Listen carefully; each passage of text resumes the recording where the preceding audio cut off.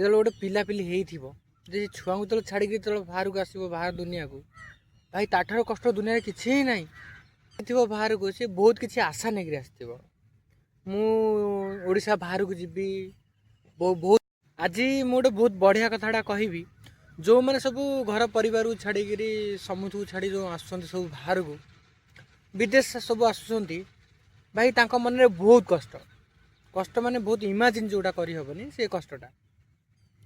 Suppose ଗୋଟେ କଥା, ସେ ଯେଉଁ ଗୋଟେ ପୁଅ ବି ଆସି ବାହାରକୁ ଯିବି, ବହୁତ ପଇସା କମେଇବି, ଆଉ ଯାହା ସବୁ ମନରେ ଯାହା ସବୁ ସ୍ୱପ୍ନ ଥିବ ମୁଁ ସବୁ ପୂରଣ କରିବି, ଏମିତି ସବୁ ଥାଏ ସବୁ ମନ ସବୁ ପୁଅଙ୍କ ଭିତରେ। ହୁଏତ ତା ଭିତରେ ମୁଁ ବି ଜଣେ। ତ ଏମିତି ପୁଅମାନଙ୍କ ଭିତରେ ଗୋଟେ ଥାଏ, ଗୋଟେ ସ୍ୱପ୍ନ ଥାଏ।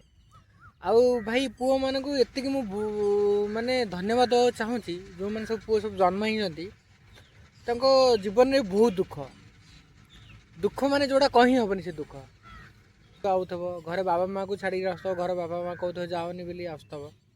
ଆଉ ଯଦି ଯିଏ ସପୋଜ୍ ଯଦି ଯିଏ ମ୍ୟାରେଜ୍ କରିଛି, ସେ ସେମିତି ସ୍ତ୍ରୀ ବି ମନା କରୁଥିବ ଯିବାକୁ, ଆସୁଥିବ। ତ ସବୁଠାରୁ ବହୁତ ବଡ଼ ଦୁଃଖର କଥା ହେଲା ଯେତେବେଳେ ଗୋଟେ ପିଲାପିଲି ହେଇଥିବ, କଷ୍ଟ ମାନେ ଯେଉଁଟା ଇମାଜିନ୍ କରିହେବନି ସେ କଷ୍ଟଟା, ପୁରା ଅଲଗା ପ୍ରକାର କଷ୍ଟଟା ସେ।